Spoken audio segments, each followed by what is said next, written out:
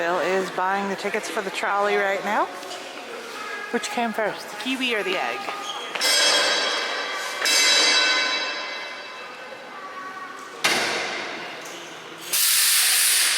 Yeah, we're not gonna make this one. There it goes. It'll be about 15 minutes until the next one. They insisted that the building was earthquake strengthened. Very, very good move. Because it means it's still there. I doubt whether it would have survived the earthquake. Had they not put it through a proper earthquake strengthening process. And as it was, it ended up being the first major hotel in the city centre to reopen after the massive February earthquake. So we see lots and lots of references to the earthquakes as we go around the city. We had quite an active seismic period about 12 years ago. 4 major earthquakes in the space of 15 months, together with thousands of aftershocks, some of those quite major in their own right.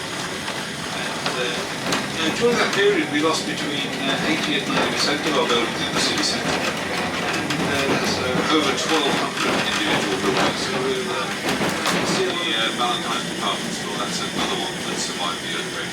Apart from those things, there's absolutely nothing in this bomb that managed to survive the earthquake. So if you're not from the area, try to get your head around the level of destruction we had that resulted in so little surviving. The one thing that did survive on the right-hand side here, Valentine's Department Store, Christchurch institution. It's the oldest department store in New Zealand still trading. There's been a department store on that site there since the 1850s. And John Valentine bought it in 1871. He renamed that after his family, and it's been in family ownership ever since. Not just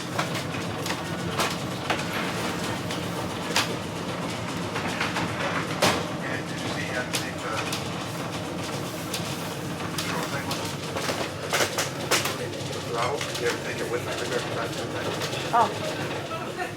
was when they were originally built, and eventually all of them became part of Canterbury University.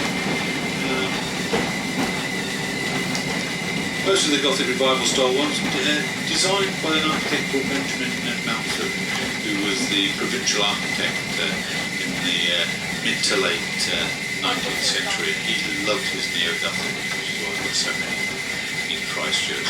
Tram stop.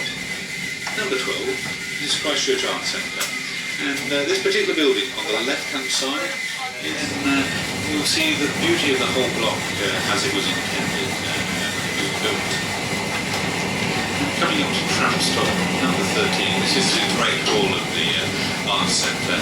The museums there are closed at the moment, but if you're around tomorrow, I do commend Rutherford's Den, open from 10:30 to 2:30, so it's got a board out saying it's open, but it shouldn't be at the moment. And there's also the Tees Museum of Classical Antiquities, which is in there as well, which is worth a look through. And also here at tram stop number 13 is the Christchurch Botanic Gardens, and well worth having a bit of a wander around there, whether it's a bit of a short walk to blow away the cobwebs. Left days from the 1920s, that's their refectory.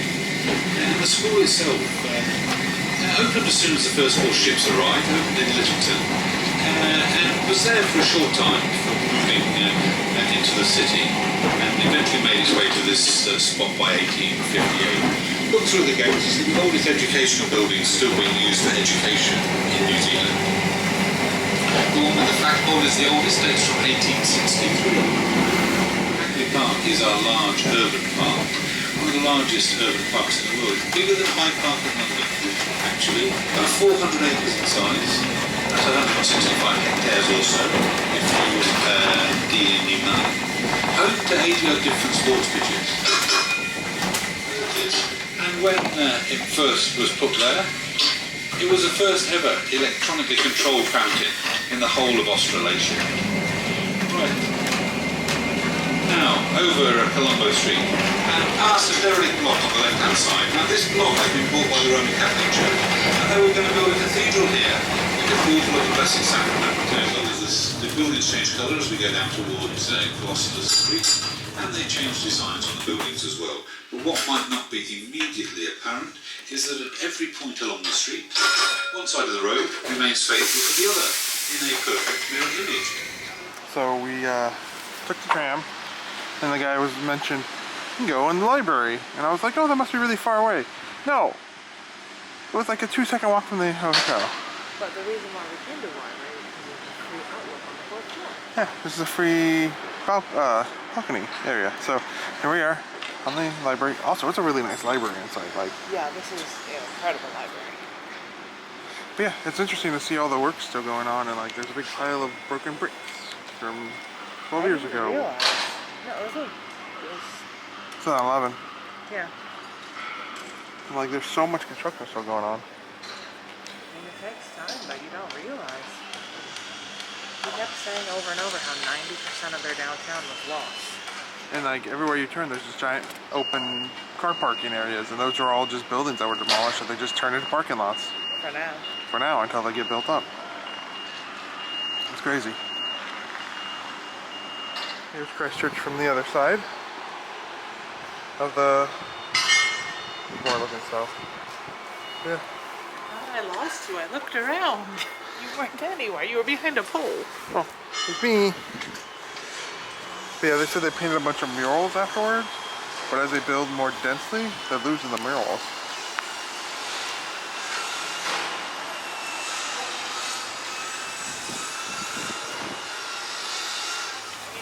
Aw, I didn't get it. That's why I asked you, do you have lung meal? Yeah, I know. Yes, I got him. Welcome to C1 Espresso. This is a coffee stand and restaurant where they serve you your food through pneumatic tubes. And I'm just saying, there was no way that we were not going to order something. Here's Phil checking out exactly the tube arrangement. Now, we weren't super hungry and we knew that we wanted to eat dinner later, so we decided that we would just get a snack. And we also got 2 drinks. Phil's just showing you around. There was a Tron pinball machine that he wanted to play. And I got a chai, and of course he got a matcha. And this is the footage of our French fries coming through the tube. And then it gets stuck there for a second where it breaks the vacuum seal. And I thought, oh no, the fries are stuck here. We're never going to get them. We broke the whole thing. But then it comes and falls down. Takes a little while though. You can see why I was concerned. You'd think, oh no, it's broken. But then it just plops down. And one thing to note is you'll see how, okay, Phil struggles a little bit. There are 2 ends. We thought, oh yeah, we'll just get the fries out of it because it's probably a tube on the one side. And then you just open one side and spill some fries. But no, there's fries on both sides of that. Well worth it, would do again.